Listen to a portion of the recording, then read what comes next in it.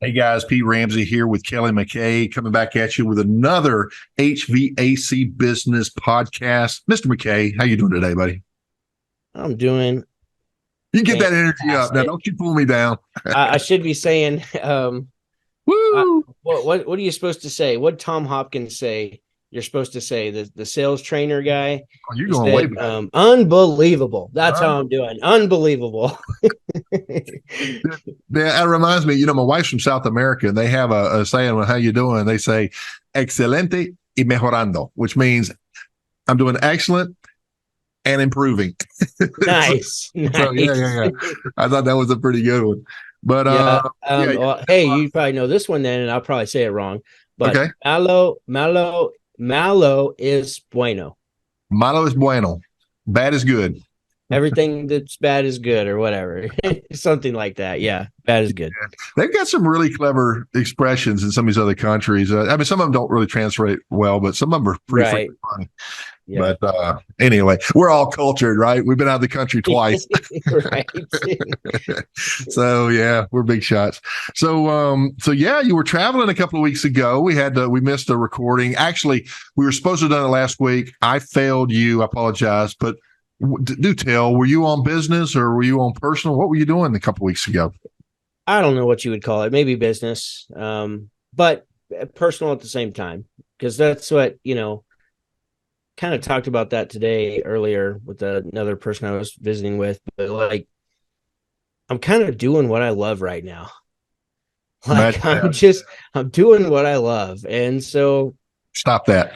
I'm writing. I'm like the conferences and seminars and stuff that I want to go to is like, it's my jam, It's your and jam. it just happens to help or work with with the consulting and the coaching with what I do on that side too. I mean, there's some synergy there.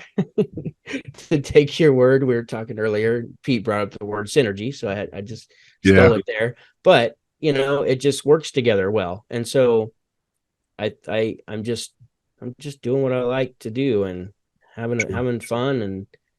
And it's different, man. It just feels really different. So to answer your question, it was like a breakthrough to success is what it was called, and it's with Jack Canfield. Some of you guys may know who follow me that I'm a big Jack Canfield. He's an old dude at this point. Yeah. But No you know what? offense. It was the first book that I read from front to back, and once I finished it, I literally flipped it over and started it again. It was that impactful to me, and I started. That's when my life changed. And so I've taken a bunch of training from him, and I actually had to speak on stage last year with him, like critiquing me. And I got to tell him, because one thing that I've learned, like, if there's something, I'm not, I don't hold back much. If there's something I really want to tell you, if I feel, I tell you kind of a sentimental story quickly. When my dad was struggling before he killed himself, Oh boy. um, he he um he had gotten a DUI. He struggled with alcohol ever since he got back from Vietnam. Yeah, and it's undiagnosed PTSD. Well, he had gotten a DUI, and he had come down to where I was living to help me like move some of my stuff, because we were moving from one place to just 8 blocks away or something. And we had some stuff that went to the dump. Well, he had been drinking, and he's one of these people you didn't, if you said you're not going to drive, he's going to want to fight you. My dad was a pretty big dude. And so I just let him go. And what do you know? He didn't come back. And I figured, well, he probably got snatched up by the cops. And sure enough, he did. And so I wound up having to give him a ride home that night. And he was really beating himself up. And he lives 20 miles away, 25 miles away. So it was a good little drive. And during that drive, I told him, he's beating himself up. He's like, man, I don't know what I'm going to do. I'm going to have to, like, this is my last chance. I'm going to wind up, losing my job. And I said, it'll be all right. It'll be all right. You just got to keep yourself out of trouble now. But anyhow, on that ride, I wound up telling him, I said, Yeah, well, I didn't say it while he was in the truck. Once I dropped him off at home, and then on the way home, he was beating himself up so bad. I was like, I'm going to call him. And so I gave him a call and I said, yeah, I just want to let you know, Dad, you've always been a great dad. Like, you've always been there for me. You always are. You tell me you're proud of me every time I see you. And, you know, I really appreciate that. So I just let him know just how much it meant to me, and that, you know, what a great Wow. dad he was, and told him I loved him. And, you know, it wasn't too terribly long after that, maybe the next year, when I started my business. And he's the one who lent me the money. And when he lent me the money, he said, I just want you to have the chance. And then 4 months later, he got another DUI is what happened. And he took his life after that, because my stepmom was leaving him. They've been together for, you know, over 20 years. At that point, it was more than half my life they had Yeah. been together. And so she was leaving, like, his life was crumbling apart and he didn't know what to do. And so he just ended it. And so I got on the stage after I got through talking, gave my speech, did the best I could. First time being on stage, you know, speaking to anybody. Used to talking to my team, which is kind of like a stage, I guess, but I know those people, you know, because I worked with them for quite some time. But speaking in front of strangers, that was my first time. And I told Jack Canfield, I'm like, Jack, I had the microphone in my hand, so you couldn't stop me. I'm like, Jack, I just want to let you know, man, you've changed my life. Like, I was struggling in my business. We had no money. My marriage was falling apart. I didn't know what to do. I somehow found a copy of the Success Principles. And when I learned E plus R equals O, I started taking responsibility for my life. Everything changed. And I owe that to you, you know? And he was like, wow, you know, thank you so much. He's like, you know, I hear stuff like this from people a lot, and I could just tell you it never gets old. So thank you so much for letting me know. It's an awesome story, bro. And so Wow. I don't hold back. Like, you know, if there's something I want to say or need to feel like compelled to say, I'll just say it. So I Yeah. don't, I Yeah. don't get in my own way when it comes to that kind of stuff. So That's awesome. Kelly, we never do this, but do you mind if we pause a minute? I need to take yeah, a break and we'll jump right back on. Okay.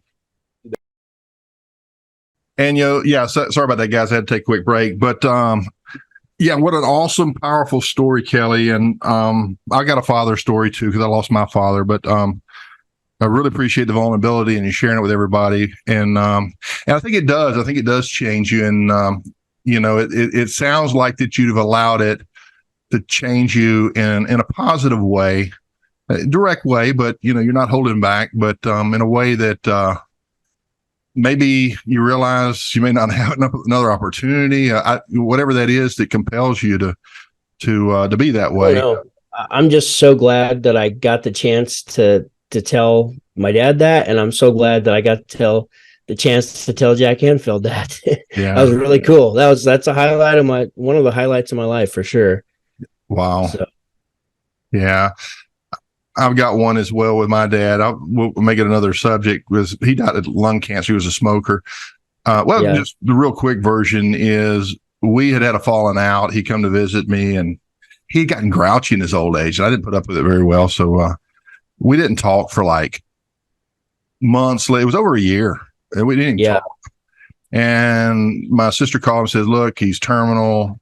We're here at I brought him to live with me over in Milwaukee, be by the VA hospital, whatever." But so I shot him a message. My mom was like, "You need to call him." I said, they say, he's looking at Thanksgiving. She says, "You never know. You need to call him."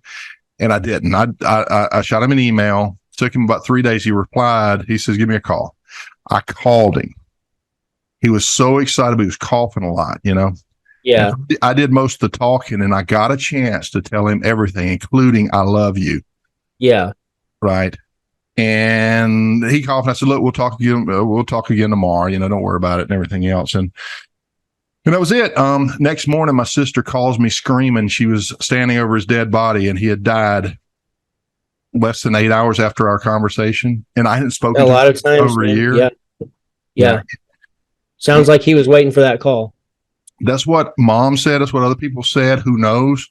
There were a lot of other things that were said. And, I've always heard stories about this and that, but I've never really, lived it firsthand. So it does mean a lot to me. And so that's why I can relate to what you're saying there. I mean, not the suicidal part. That's really got to be hard because, I don't even know how to feel about that. It's just so hard. But I don't either. But a lot of times people say, what a selfish thing to do, or like you're going to hell if you do that and all that kind of stuff. Well, my mom's common law husband at the time, they had been together for, I don't know, 10 years or something, just not married, but common law married. And he said, you know what, Kelley, like, I personally don't think it's a cowardice act. He's like, because I know I couldn't do it. I wouldn't have the guts. That's a good point. I'm not brave enough. And I'd never thought of it that way. So for what it's worth, I mean, that helped me to hear that, and so, but I'd be lying if there's not, if I didn't say there's some anger there, because Dad was always the one who made sure that he'd call me and say, let's go hunting this weekend. Let's go fishing this weekend. And that was just a thing we did all the time. And so, I always look forward to the day when I would be able to take, to call him and say, let's go hunting this week. Let's go take the dogs out, or let's go fishing. I don't get that. So, but, I'm not bitter about it in any way, shape, or form. And I'm not, I'm just glad that I had that conversation with him. I'm glad that, that I called him on the way home. I wish I could have told him while we were driving, but I just couldn't do it. So, but I'm still glad I called him and talked to him. Yeah. Yeah. There's a little safer over the phone. That's tough. Yeah. But yeah, I think it's a good reminder is, the reason we do what we do, and we want to stay on focus on our overall topic of business owners. But there you are taking off. You said it was personal kind of business, but personal development, personal growth.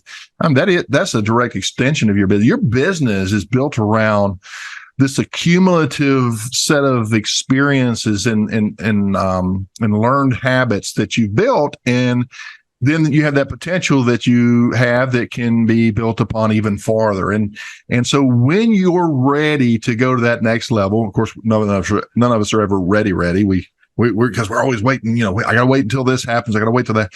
But when you actually make that leap of faith and the floor is snatched out beneath your feet, and all of a sudden the motivation flames are ignited beneath your feet, it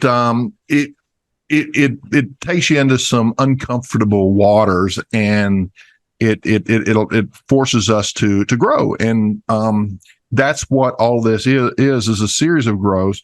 But as we grow, we cannot forget who we are and why we're doing this. I used to have a picture of my wife and 3 children, and it was on my visor. I guess it was on the upside, and I would flip it down and look at that in the morning before I go to work. This is why I'm doing this. Yeah. Or even before a sales call. This is why I'm doing it. I'm going to get this sale. Right. That's a great habit. I love that. That's a great habit. And so we just need to remember why we do what we do, and what makes us us. And when you find yourself going home and snapping at your wife or snapping at your children and missing those children events, I didn't want to go to ballerina stuff, but those were my baby girls, and I should have been there. Right. I mean, I loved being there when I went, but I had all these grocery stores because I was doing refrigeration at that time, and, I'm getting pulled off, and, I had an older gentleman who was a business owner, and he attended the church that I went to at that time. And he said, you're going to have to make some tough decisions. You're a business owner now. And he said, it's going to be okay.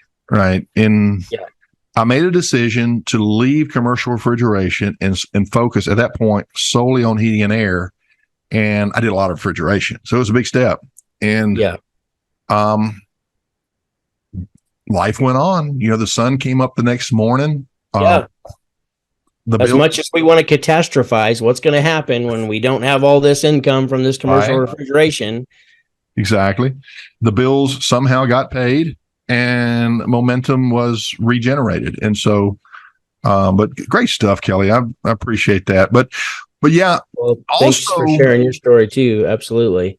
Thank you, my brother. Also, it kind of lends to another topic. And let me ask you this, when you left where you live now and you go out to that location, and you said it was in California, was it? Yeah, like Newport Beach area. Orange County. Right. So it's a different city, different culture. And recently, who knows what you're going to run into over there. But when you stepped into that atmosphere where all the attendees are, did you interact with many of the people around you? Was it just, were you by yourself? Did you bring your wife? How did that work, that dynamic with these types of people that also attended? So my wife always goes with me no matter what seminar or conference or whatever. She always goes with me. She doesn't come to the conference with me, but she always just hangs out in the room, and she just enjoys her time, like actually getting a break from home. So she's always with me. But I guess as far as the conference, there was a couple of people that I knew because I was in another training with them in November last year. And so I had actually met them, personally, and I'm actually working with one lady who's my book designer for my new book that I'm getting close to finishing. So I got to see her again, which was super cool. But other than that, I'm pretty reserved. I'm quiet. I've always have been, even though it may not seem like it because I'm getting on YouTube and doing podcasts and stuff, but always introverted is my natural state. I'm fine. I was an only child, so I was used to playing by myself when I was a kid, just being by myself. And so I'm fine with that as far as like working. But when you get around people who are doing big things in life, what I love about it is that they make me realize just how limited my dreams are. You don't even realize it. You think, oh, I want to do this, I want to do that, but then you get around somebody who's like, I'm going to do this and this times a million, and that's their dream. And it's like you're over here with just your little piddly dream, and they've got this massive, like they're going to, and I'm not kidding. We joked about this before we started recording, but like people who want to impact 1 million orphans' lives. Like I look at what I'm doing, and I'm like, I gotta put myself out there more. I've got to figure out a way to reach more people. Because if I could just reach more people, I can help some of those people. And so it just makes you realize just how small you dream. And this is the crazy thing is this gal, Valerie, I have a book of hers. She owns a publishing company too. If I could find it really quick. Okay, here it is. She owns a publishing company as well. Yeah, just a little small publishing company, but she's got this book, What Do You Dare to Dream? So love it. Go buy that book just to support my friend Valerie. She's absolutely awesome. And when I talked to her, she was like, oh, well, because we had some Zoom meetings over my book, and she's like, I wasn't sure if you were going to come. And I'm like, yeah, I didn't even think to ask if you were coming or not. And because we're both in this Jack Canfield community. And she's like, well, what are you hoping to get out of this? And I'm like, I don't know. I want more clarity, and I know that this will help me, like, give me time to think, specific time, add in a different environment, with different people, time to do nothing else but just focus. and just gain a little more clarity on where I want to take things in my life right now. And I said, well, why are you here? She said, I'm just here to dream. And then I was like, oh, it just gives me chills to even say that. Like, that's just the kind of person she is. She's super cool. But yeah, when you get around some people like that, it expands your awareness, and it expands your possibilities. Sense of possibilities. Yeah, that's where I was thinking too. And you said a lot, and I wanted to circle back around to several points, because what I was leading up to is when you go into that room and you're coming into these type of people, does that lift you up? And then when you go back and you realize some of the people you're surrounded by, does that pull you down? And should we consider that maybe a hint that we need to change the people we associate with? But going back to that group, you said something about their dreams being basically audacious, and yours is so small and short-sighted, or small in comparison. But yeah, and this is the big mindset change for those who are listening. This is the point for that guy saying, "Get to the point." Somebody made a comment one time, but get to the point. So when we all have mindsets, we all have we're self-limiting beliefs. When you have that epiphany and it opens up, or the change in situation, maybe you went from being fine, making $40,000 to $50,000 a year, your circumstances changed. You got married, had some maybe some additions to the family, and all this responsibility. Babies. Right now you're not comfortable until you're making what it requires, and it may be 100,000 or 150,000 or whatever. But what happens is there's an internal thermostat, if you will, Tony Robbins, that the burners kick on at higher settings, and therefore you're maintaining at a higher level. So that's an external thing. But what you mentioned, I thought was really insightful, is it selfish to dream big? Well, no, not if you are helping the orphanages, not if you're doing something good with all of this that you're generating and extending that out and changing other people's lives. And a lot of times that could be your employee staff. What if you took your business to other levels and you were able to raise your rates because you're such a unique specialty or something, and you're able to raise your team's wages and their benefits, and they too can achieve their dreams. And all of a sudden a culture is formed, and people start to want to be a part of something. And guys, you don't know my area, Pete. I'm telling you guys, I have watched leaders developed, and I don't know if you've seen this since you've been out on the road, Kelley, but I have been in more dealers' personal businesses and in their lives than most people I know. Why? Because when I sold my business, I became a territory manager in multiple states, as well as a sales manager in multiple cities. And I got to meet dealer after dealer after dealer after dealer. And you would not believe what some of those guys out there are doing. And the only difference between them and you, other than their zip code, is what's between their ears. So surround yourself with somebody you look up to, right? And I wonder how many people are going to read the book that you recommended. It couldn't cost more than what, $15, $20, whatever it costs. I'm sure she just gave me a copy. So I don't know many people, and I don't know when your first one was, but my first self-invested seminar, because Lennox used to send me that stuff, and that was all free, but of course, I had to learn it when I own my business. But when you make that investment in yourself, you realize just how cheap that $20 was. I mean, you could have blown that. Yeah, I'm a huge proponent of books, because you have to think like somebody like this book that I'm about to release. There's 12 to 14 years of knowledge that I've collected, and you get it in what, a few short settings of sitting down and just reading. I mean, like, just because a book costs $25 doesn't mean it's not worth $1 million.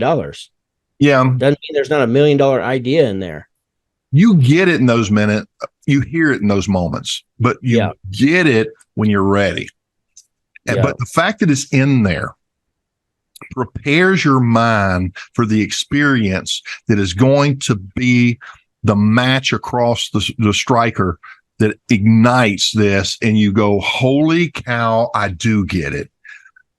Because somebody explained it and you've heard. So you're preparing your mind with all these life experiences from people with diverse backgrounds and educations and cultures and there was like 14 different countries in the room.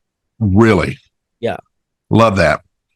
And there's a sales trainer I like to watch, and he's over in the Orient. I want to say, I can't remember what country he's in, and he teaches everything in English. He's one of the best I've seen. I'm terrible with names, but he's all about customer service. And there was a certain airport that he was talking about, and just the little things that they would do, like at immigration. I don't know if you've gone through customs before. You're there, where have you been? What's the purpose of your, do you have any drugs on you? Whatever. They would business or pleasure. They would set a box of mints, and the agents were said, would you like a mint? Right. Just to kind of, you're already stressed, just kind of bring you down a little bit, just little creative ideas, a different industry and a different need, right? Totally different than ours. But it's by getting out of your little fishbowl and realizing there's a whole ocean out there that it allows you to be exposed to those types of things. And everything begins with exposure, and you got to get your foot in the water, and, and then before you know it, you get your whole body in there and you're swimming. But you got to continue to move forward, and you got to stop letting people hold you back with their negativity and just because they can't do it, you can't do that. When I went into business, I tell this story a lot. My ex-wife at the time, and she meant well, I said, I'm starting my own business because I'd been laid off because it was a recession. I was the last hired. And she says, you're going to fail. First words out of her mouth. I said, what? I remember saying, like, what? Yeah. She says, we've got 3 children. We've got bills. You can't do this. You need to go get a job. And I said, I'm going to start this business, and I am not going to fail. But it was in there eating at me. My own wife said, you're going to fail. Yeah. Fast forward 4 years. She got a brand new minivan. We had our own home, sent her on a vacation to her home country, which was in Central America, took the whole family. She came back to see my new Z71, her new minivan, and a new jacuzzi out on the back deck. We were HVAC paid for that stuff. We were rolling in it, right? So we got a little out of hand. But the point is, don't nobody tell me you're gonna fail. At least I had that. But what if I had a doubt? You got to be careful who you surround yourself with. Obviously, that marriage didn't work. No offense to her; she's a sweet person, but just very negative and. Yeah. And some people, it's just ingrained. It's just, you have to determine the difference between somebody who's just wanting to get something off their chest versus somebody who is toxic, negative, pessimistic. Yeah. Or just projecting their own insecurities upon you. And that's on them. Yeah, that's on them. As far as the event, one of the things that you asked was, how did I interact? Well, those types of events are incredibly interactive. So, like we split into groups, or into set pairs, up that way. Okay, groups of 4 or groups of 6, and like all 3 days we're doing that. So yeah, I got to meet lots of people and. Yeah, I mean, it's just a good experience to get around other people who, and man, it's crazy how, when it comes to like the emotional side of people, this sounds off the wall, but for some reason I'm hardly ever on TikTok, but I was on TikTok, and there is a show, and I don't even know what channel it's on, but I just came across it. I was just scrolling, and it was called Seatbelt Psychic. Seatbelt Psychic. Seatbelt Psychic. And it's this guy who's driving an Uber, and people get into his Uber, and then he sees dead people and tells them about the dead people that he sees. Right? It sounds crazy, yeah, and I don't know if I believe any of it, just because reality TV is such a joke. But one thing that was just an observation that I made, which is, man, he would just say something about like somebody he doesn't even know. And he's like, how are you doing today? Well, I just letting you know I'm a psychic. Do you believe in that stuff? And they would have a short conversation. And he's like, well, would you mind if I gave you a reading? And most people would allow it, or who knows? It's all edited. So, but the people for the show, the people who allowed it, they'd say, sure. And he would start to describe something. And man, you touch on a particular topic and it instantly brings people's emotions to the surface. Just like that. And those emotions were always there, but you would never know that about somebody. Well, that's with everybody. Like everybody's got something that, if you said the right thing, they would just crumble because they've experienced this pain in their life. Wow. And oftentimes it has to do with loved ones that they lost. Well, another cool thing about being in a room with like-minded people is just the vulnerability. People got up and shared stuff that we don't do anymore, or I've never experienced it with just normal people. Only like your closest of friends would you share some of this stuff. And they're sharing it in front of a group of strangers. Because it's just it's a safe place. And those, my sister, one, I forget the name of it, Lennox Center to that. And I can't remember anything other than her coming back. She said it's the hardest and best thing I ever did in my life. Yeah. And that's her personality. She's driver. She's a little bit closed. She's not very open. I'm the opposite. I'll tell you everything too much. Well, I did an exercise. I was watching a YouTube video with Russell Brunson, who owns the ClickFunnels. Yeah. And he did this with his team. He said, you write a timeline. And then I just want you to think of like 3 or 4 of the top things that happen in your life and 3 or 4 of the lowest things that happen in your life. And then we're going to share them. Everybody gets 2 minutes to share. And it's really hard to talk about the most beautiful things that have happened in your life and the most horrendous things that have happened to you in your life and not get emotional. And so I did this with my team, and almost everybody broke down while they were sharing, and we were all supportive, and it was all like, I thought it was awesome. And then, and I think they did too. I think it was good for them. I think it was good for everybody because it makes everybody real, and you get to learn about, your coworkers and what they've been through that you would never know because they're not just openly sharing this, but when it's in an exercise in a safe space, they can share it. And so I think it went awesome. The next year when we were going to have our one-day pep rally meeting, and I didn't have anything like that planned for the next year. But I heard some people say like, I'm not getting around, I'm not going to share all this crap and be crying and stuff like that. Like this is the feedback that I got. Like blue collar alpha. Even though I knew how impactful it was to everybody at the time. It's uncomfortable. Yeah. Yeah, I'm not going to sit around and hold hands. To get to know who you're working with, and that was the whole point of it. But I don't know if I'd recommend it to anybody because of the experience afterwards. While we were doing it, it was awesome, just because everybody was honest. Yeah, and just shared like what they've been through, and it made everybody feel closer to each other.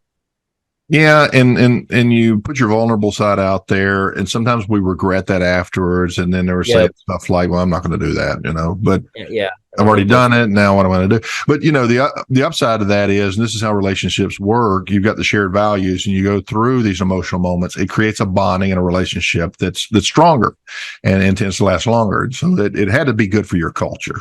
It had to be good for that. So I believe it was ultimately. So yeah. And so whether everyone who worked there with me will agree, I don't know. Yeah, you never know. But that is a sign of what we call in English a leader. And if you are a business owner, the transition from, to working for somebody else to working for yourself, and then to having people and I'm not sure where you're going with this. I'm sorry to interrupt, but I do want to talk about this. You shot a little short video that was talking about people going from dependence to independence to interdependence. Is that where you're going with this? No, but we can transition into that. I'll let you that one. But for the end, let's talk about is as we grow and we go from being an employee to being self-employed and to getting comfortable with telling what the people to do, we become a boss. But few people go beyond boss and come into a leader, because that requires you to, instead of through force to push people through, it's through inspiration to get them to come out and to come into something that they can be passionate about, they can be a part of. And it's a better feeling. And either way, you get the job done, but it's through leadership that loyalty and culture and belonging are created. If you're a boss, you're going to have turnover. If you're a leader, I was talking to Bob McNamara's Heating and Cooling. He sold his business, and he had employees that were with him since the beginning, over 20 years, employees for just there and there and there. And he would tell the stories of the stuff he would do. And then he sold it. Some money came in, all these investors, and, he left, and then wasn't long, the whole thing falls apart. That's leadership. But back to what you were saying. Well, dependence, independence. In that case, real quick, in that case, what you just said, I think Colonel Sanders, right? You remember Colonel Sanders? Like, what is it? Was it 11 herbs and spices? Is that right? Original. Well, yeah. They always promoted it was a bunch. It was like 11 herbs and spices. What I remember. You got a better memory than me. That was just a slogan. I don't know if that's right or not. It was some number, and it was something herbs and spices, like however many. Right. Well, he was rejected like 1,009 times or something ridiculous. Like nobody wanted to buy his recipe to open a chicken franchise, right? And so at some point, I don't know where I read this because I couldn't find it again after I read it, but he finally sold it, and they're sitting at the table, like in the lawyer's office, and he's selling his recipe basically. And I don't even know if this is true. but after the deal is done, all the paperwork signed, he slides it over, to the guy who purchased it, and he looks on there and he's like, there's only 10 herbs and spices here. What's the 11th? And Colonel Sanders says, the 11th is me. Really?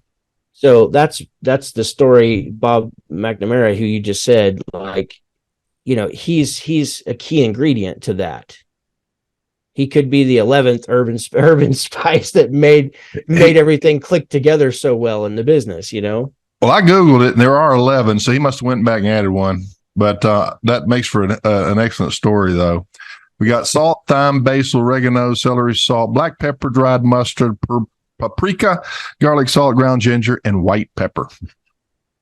There you go. So I don't know if that's just a fable or something, but I just know that it sounds good. It's a good story, and there is something to that. There's something to what you bring. That's what I tell my clients is like, when it comes to anything you're selling, your service, your brand, what is it that any customer can, when it comes to your customers, there's one thing that you deliver that nobody else can deliver, and that's you. You are the ingredient. You are a ingredient, but you got to act like one. You got to present yourself well. You got to speak well. You got to do, build rapport and all that good stuff. So, and if we all have something, and we all feel, we were talking about that a little bit beforehand, imposter syndrome. But when you have something, you latch onto it, and you stick your chest out because of it. And this reminds me of a celebrity story with Dave Chappelle. I don't know if you used to watch the Dave Chappelle show. That was, I love the original. I love that. So he's talking about, they had this new singer in, they invited him. His name was Kanye West. Nobody had heard of this guy yet. So they're sitting at the table and they're talking ideas, and Kanye West's phone rings. He goes, yeah. And the whole meeting's having to stop. He's just, I'm sitting here with Dave Chappelle on the Chappelle show or something like that. I'm probably messing it up. But he says, because I got it like that. That's how I roll. And he says, go ahead with the meeting, and he's just like full of himself. But Dave Chappelle is a master storyteller. You got to go back and check that clip. It's probably on YouTube somewhere on Kanye West on his first meeting. And phenomenal. But charisma is a little bit of I think it's the bleeding through of confidence, and it's a little bit different. It's different than cockiness, but that's contagious, and people love that stuff. They eat that stuff up, and you have it. Like Kelley, he had to force himself to open up and put it out there. But look at Kelley. I mean, killing it, right? Out on YouTube, changing people's lives, Mr. Introvert, right? But so do you, whoever you are, where you're at, you got something, right? I'm working with with a new guy. He's very quiet, very shy, and he's getting ready to tear Las Vegas up with his rebrand. And I'm telling you, humble, nice, quiet, but he's going to put that salesman in place who's going to kill it. And he's going to put that manager in place who's going to be making sure that everything is done as per it should. But whatever you got, be proud of it, and then build the rest, and round yourself out and become more. So it's an ongoing thing. And a lot of people, positive think, whatever, until you've walked it, until you've traveled a few years. This is another saying in another language, Kelley. Next year, I'm going to the 6th floor. In Spanish, voy para el sexto piso. I'm going for the 6th floor, which means I'm going to be over 60. Right? You're on the 4th floor, right? You're in your 40s. So It's just kind of a cool saying that crosses over. So I'm 59 years old, guys, and I know I don't look it, but I'm 59 years old and I've been around, and you would be surprised how much you change and how much you're constantly growing, and the things that are affecting you positively and negative to the extent that you tolerate it. Get away from the negativity, as Kelley said. Surround yourself by the right people. Read the darn books. Go to the seminars. Hire yourself a coach. Kelley, any good coaches out there? Maybe somebody we can recommend. Hire yourself a coach. Spend a little bit of money. Invest in yourself. Go be something, and you will never regret it. All the money you blew at strip clubs or wherever it is you've been blowing your money, the casinos, and or even just on stupid stuff, right? I'm joking. I think Warren Buffett even says the best investment you can ever make is in yourself. Yep. There will never ever be, everything else can go away, but everything you learn, you still get to hold on to, and you still go use it. All this collective knowledge that you continue to collect through books, Audible, seminars, masterminds, coaching sessions, whatever. Courses. For the younger viewers, who is Warren Buffett, and what does he know about investing in yourself? Who is that? Who's Warren Buffett, Kelley? He's one of the most successful investors in the entire history of investing, right? And so I don't know what he's worth right now, but he was at one time, one of the richest people in the world. So he's like E.F. Hutton. You remember that commercial? Mm-mm. E.F. Hutton. There was E.F. Hutton was an investment firm, and they used to have this commercial. When E.F. Hutton speaks, everybody listens, and there'd be these scenes in an airplane, and the guy goes to talk, and all these people are leaning in, covering up cupping their ears so they can hear. And so Warren Buffett was like E.F. Hutton. When he talks, people listen. Yeah, invest in yourself. I learned from Brian Tracy years ago, who's another rock star. Yeah. Trainer, speaker, I don't know, consultant, heavily business oriented. But he said farm boy from the Midwest, never graduated school, went up and fished up in Alaska to make money. And I don't even think he finished high school, but go ahead. This is your business expert. Yeah. He's brilliant, for one thing. He's done his research. And so anyhow, he said that for every dollar you spend into your own personal education, you'll receive $30 back, basically, in return on investment. So it's like 30 to 1. And it's probably more than that at this point. But another thing that he said is that the people who advance in life, especially at a consistent clip, they're consistently advancing, is what they found when they studied them is that these people, they did what everybody else did when they went to work every day. But then when they went home and, ate dinner, spent some time with the family, put the kids to bed, they studied for 2 hours a day on average, 4 or 5 days a week. So not even over the weekend. Just what they found was 10 hours a week. If you could just put in some study time of whatever subject you're interested in, to be honest, that has something to do surrounding a skill set, then you're going to advance. You can't not advance because you'll just have so much more knowledge than anyone else because nobody does it.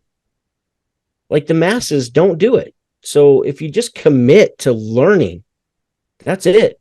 Yeah. If 2 hours is too much, do it for an hour. If you can't spend 1 hour a day learning something, whether you like to read something on your phone or read a book or listen to a book or watch something educational on YouTube, like, holy cow, you have so many resources now that just even 14 years ago we didn't have. Yeah, and it does require forming a habit. We can all form bad habits, which means repetition, means doing a little bit every day, but just making sure it's every day. And you'll get there, but every day or every planned day, you it doesn't have to be 2 hours. It could be 20 minutes. Just do something every day. It's like working out. Before you know it, yeah, that 2 hours is fun, and you're just blasting through it. And it's not such a uphill effort, like all new habits are. But eventually, it just becomes an extension of who you are, and it's part of who you are and what you do. And absolutely, yeah, absolutely. It just becomes after there was a study done. They used to think that habits were formed after 30 days.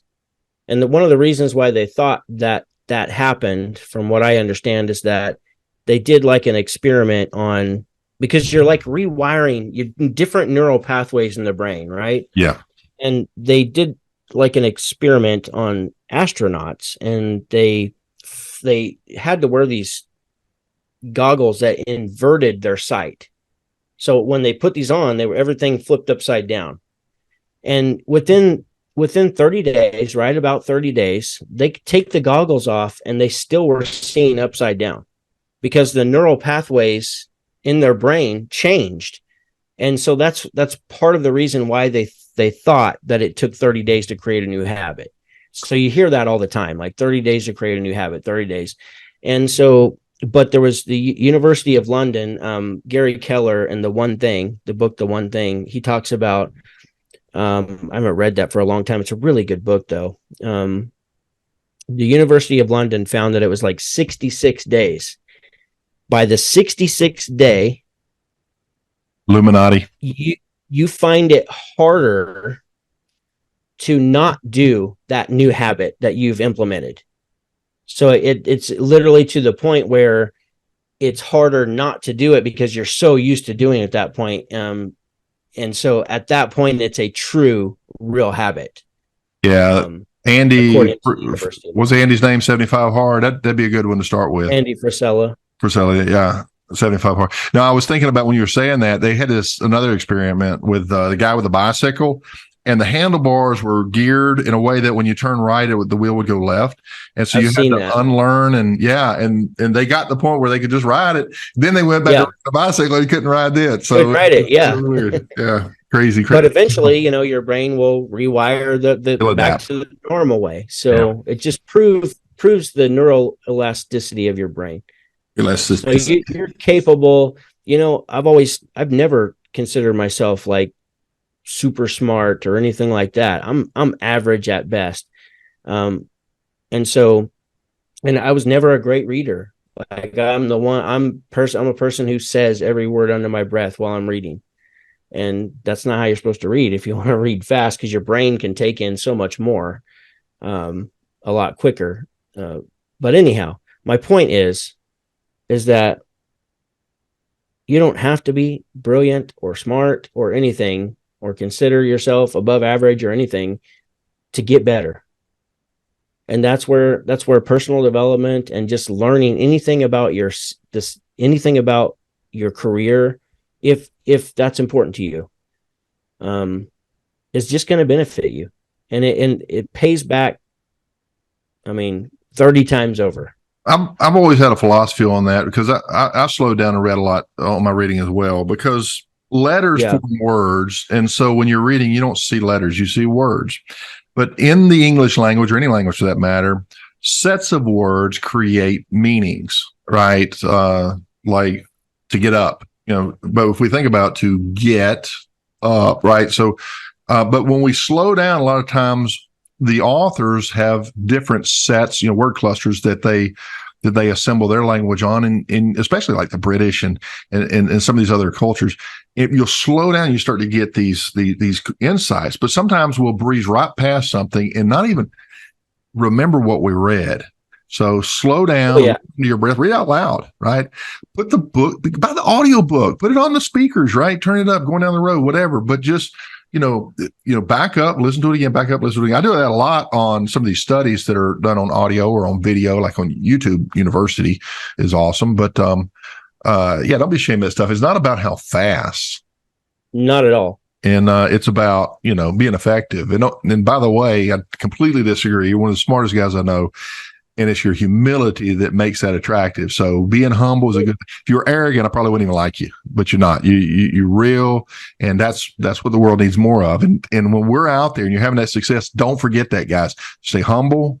Don't be arrogant, because that's where Kelley was going. You go from dependence into independence, and that's where you get cocky. I just got to do everything myself. I can't try. And you don't ever learn interdependence, and that's where the next level is. And that means leaning on others. Right. You want to understand it and internalize it and take control of it when you're ready. But in the meantime, lean on somebody that's been there, that knows that, right? Website design, marketing,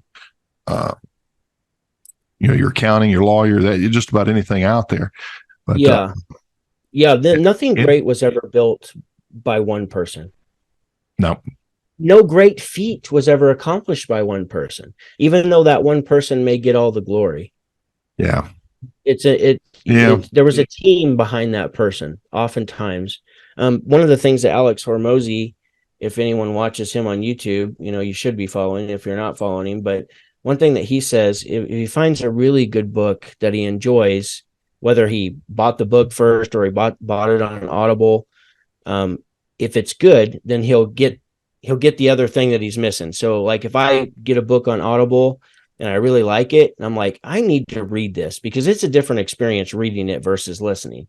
So maybe I buy the book also, but he recommends listening on Audible while you're reading at the same time. So that's another, something that will help you read faster. Probably would help you. I haven't done it much, but I do have a couple of books that I've got quite a few of the physical books, but I also have the Audible. So it's something that I want to try and see if it even helps my reading speed, quite possibly.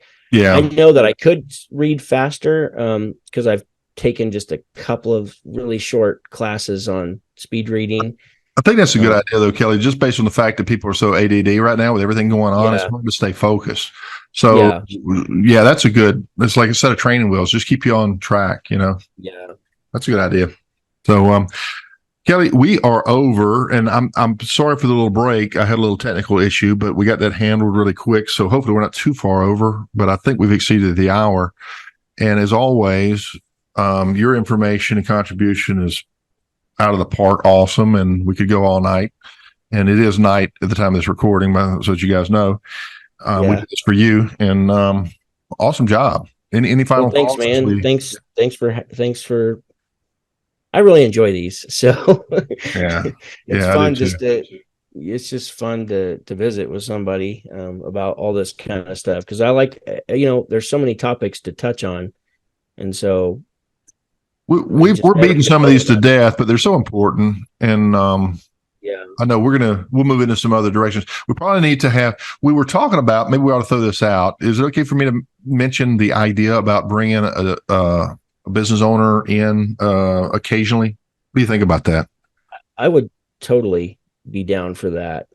So if somebody's watching this And you've this made it far this into far. it, and you've hung in there, and you're like, man, it would be cool to come on the show for an hour. We record for an hour every other week, and so and we could just bounce ideas off each other, and share what's going on in your business, and let's see if we can't help you like grow your 1 business. hour worth of free coaching from a double coaching session.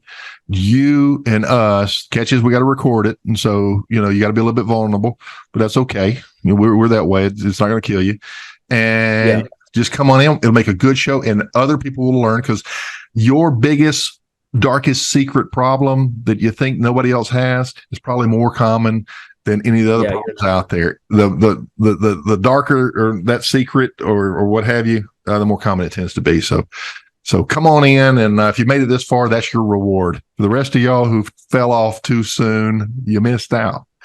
So, shoot a message either on the comments or send an email to Kelley or myself. Kelley, what's your email? HVACmillionaire@gmail.com. It's the easiest one. Yep. And HVAC greatness, gmail.com. So we luck at a Gmail. We're good. Awesome call. So I guess we will see you in a couple of weeks. And for you guys out there listening, be safe. Keep those trucks between the ditches and go make that money. Take care. Go make money. Boom.